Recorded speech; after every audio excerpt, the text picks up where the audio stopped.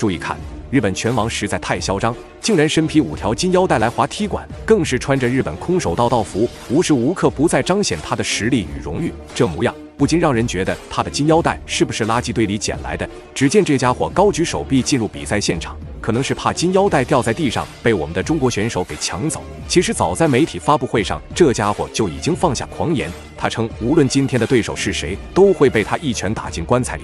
然而这家伙绝对想不到，被派出的中国选手竟是日本克星中华民族王洪祥霸气登场。此时的王洪祥已经有1年时间没打比赛，但就算如此，当他听说嚣张的小日本子又来踢馆了，王洪祥当即霸气出山，只为亲手教训这名不知天高地厚的家伙。那么我们也是废话少说，为了让更多中国人看到王洪祥的精彩表现，麻烦屏幕前的帅哥美女长按3秒点赞。小编在这里祝各位财神点名，福星保佑。随着裁判一声令下，比赛正式开始。红色短裤便是我们的百姓英雄王洪祥，白色短裤则是日本武冠王King。万万没想到，脱下衣服的日本选手竟是如此模样。估计是想要利用现场的灯光来对我们的视线造成影响。这家伙也是根本没把王洪祥给放在眼里，但很快他就将为自己的嚣张姿态付出代价。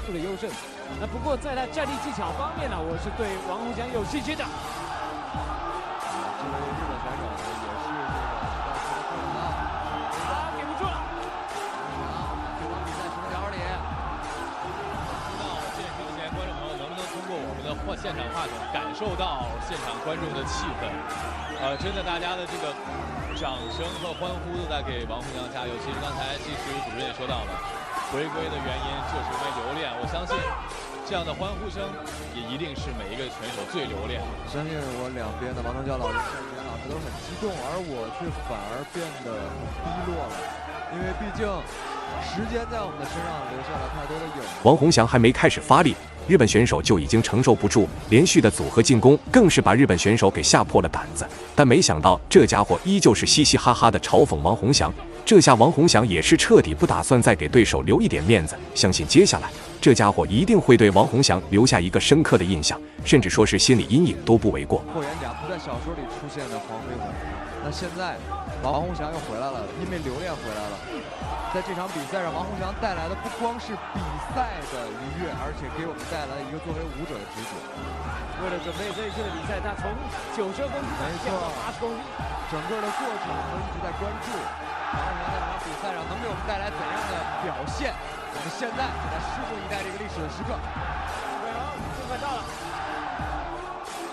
不过这个天啊，李新熟的空手道这个选手，是这种传统流派的空手道，这种流派的选手可能在这个搏击。比赛进入到第2回合，王洪祥虽说已经是1年没有步入这个擂台，但曾经怎么说也是一个绝对的拳坛悍将，更是保持着日本人克星的响亮称号。今天无论如何都要以强势姿态 KO 这名嚣张的小日本，不然传出去只会让外国媒体更加瞧不起中国拳坛。所以王洪祥这场比赛才火力全开，完全没打算给对手留下一丝反抗的机会。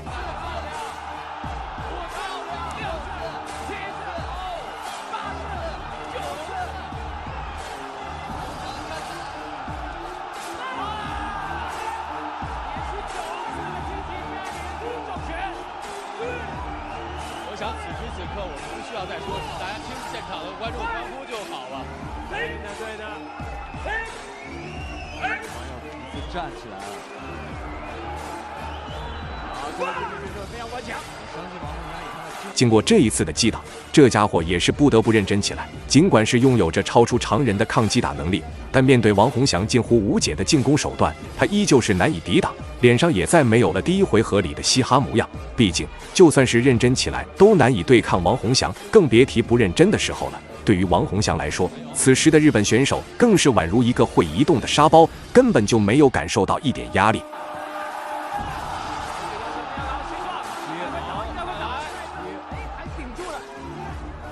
上钩，漂亮，后摆，有戏，还有，哇，非常的顽强。转身的火灯，现在已经被王洪祥压制住了。王洪祥的体这是什么情况？怎么比赛打着打着，还把日本选手的胆子给打没了？虽说之前同样不敢与王洪祥进行正面对拼，但也不至于是现在这般模样，甚至连反抗的行为都不敢做了。恐怕这家伙是以为只要自己不还手，王洪祥就会下手轻点了。但他终究是白日做梦，痴心妄想。这回呢是苗，打继续。漂亮，你这应该是不小心接裁判的执法尺度还是很严的。比赛来到最后一个回合，日本选手恐怕是受到了自己教练团队的开导，感觉自己又行了，又恢复了第一回合的状态，可能是想起了自己身披5条金腰带嚣张出场的样子。这家伙明显是不想再继续丢脸下去了，但两人之间的实力差距可不是这一点想法就能弥补的。就算是重新振作了起来，但在王洪祥面前依旧不够看。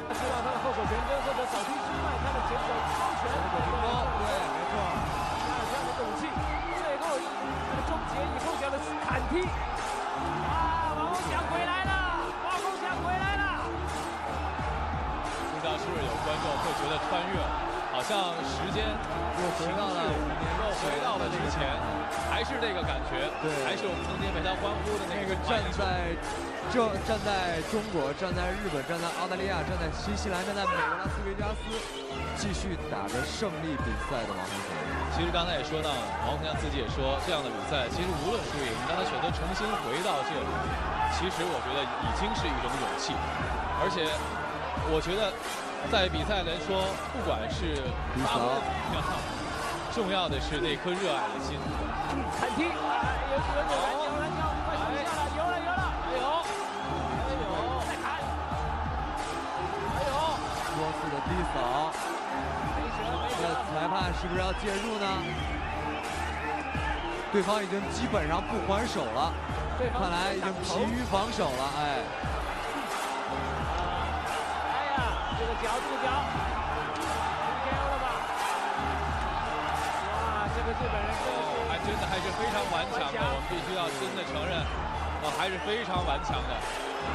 还有，这很少人可以顶得住这么久的砍踢的。